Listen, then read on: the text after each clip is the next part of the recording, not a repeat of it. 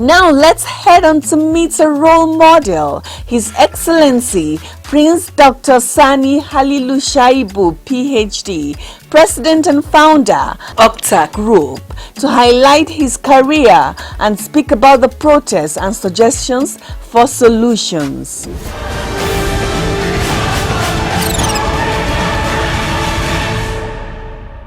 A blue blood born into a royal family and a well-known Nigerian business magnate, investor, speaker and philanthropist, His Excellency Prince Dr. Sani Halilu Shaibu, PhD, President and Founder of Octa Group, which have expanded to cover financial audit and professional services, information technology, oil and gas, and telecommunications, is a man with a Midas touch of entrepreneurial excellence. It's a wonderful afternoon in Abuja, Nigeria. We're here with the honor of spending time with His Excellency Prince Dr. Sani Halilu Shaibu. He is a trailblazer, a business magnate, a philanthropist, a role model, and a friend of the youth. Good afternoon, sir. Good afternoon. Good to spend this time with you today. Thank you. How is business, sir? Business is, we're surviving. Oh, wow. Yeah. So during your growing up days, what molded you into becoming who you are today? In life, there are two things that you need to carry along as you grow. One is you must have a role model. You look up to someone that you want to be like.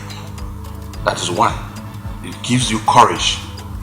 It builds your stamina. You understand? And another thing is to be trusted.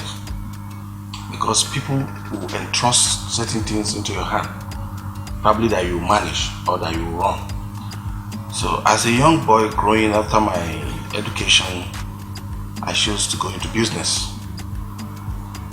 And today I'm happy because of the principle I adopt.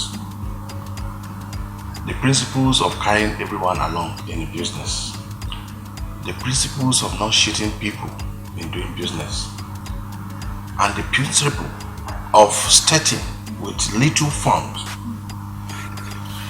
As a kid, I used to, when I was still doing Islamic studies in my village, I used to buy fertilizer. I take money from my mom, I buy fertilizer and sell to the market women who also sell to the farmers. And I made some little money. Then, I barely finished my secondary school then.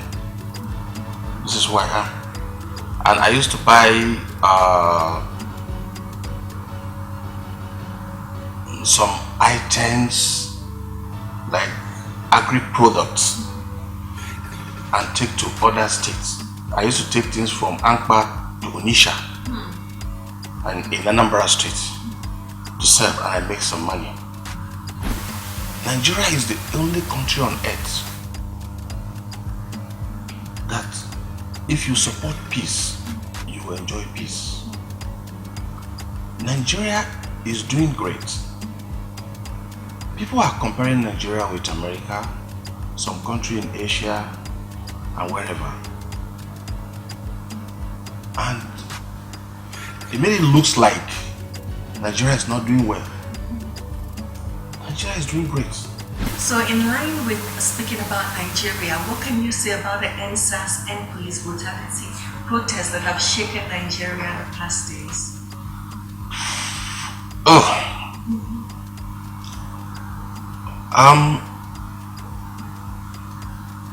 Let me start with the SARS. Yeah. You recall I just mentioned, every challenge, every issue demand a reaction. SARS protests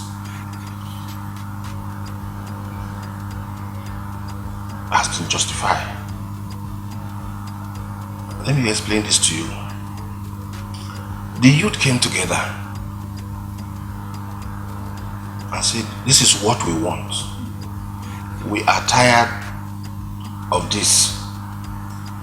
And they came up with demands.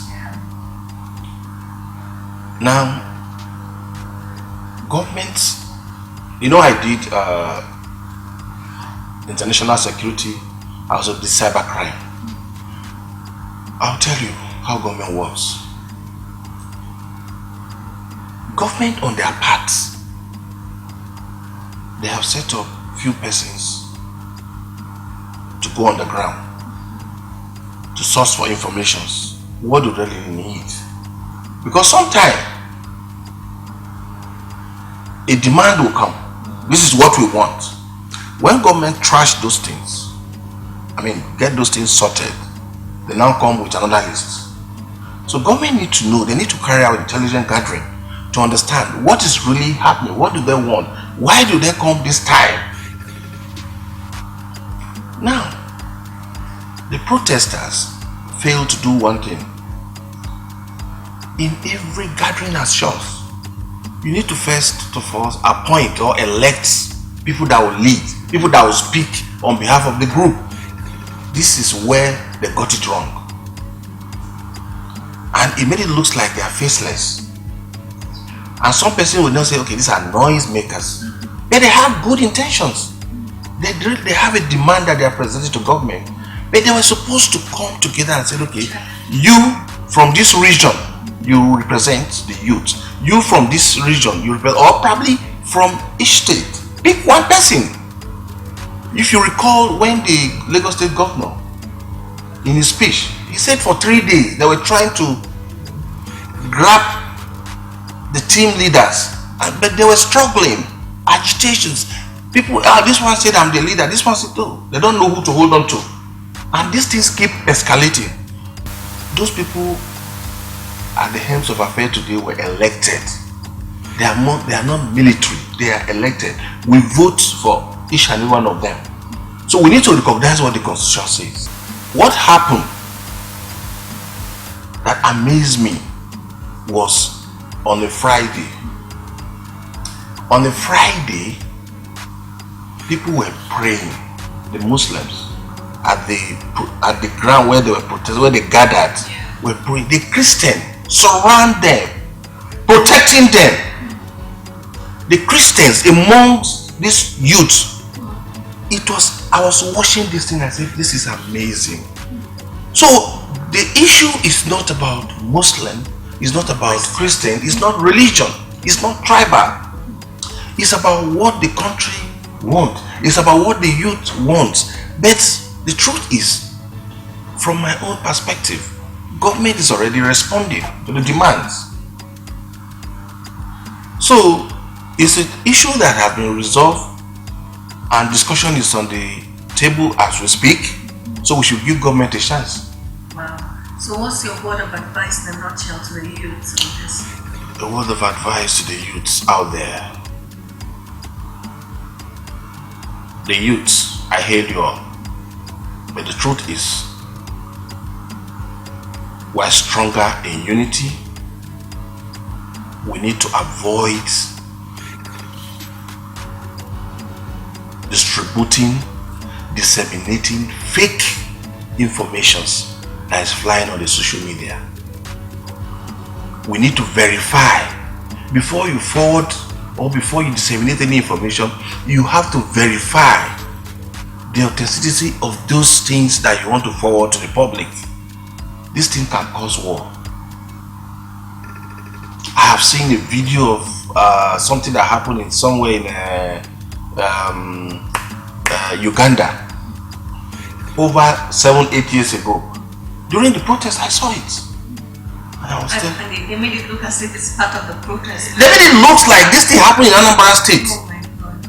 They made it look like this thing happened in Anambra State in Nigeria. Okay, you are going to spike people. And even myself, if I don't have that information, I'm going to take it hard on government.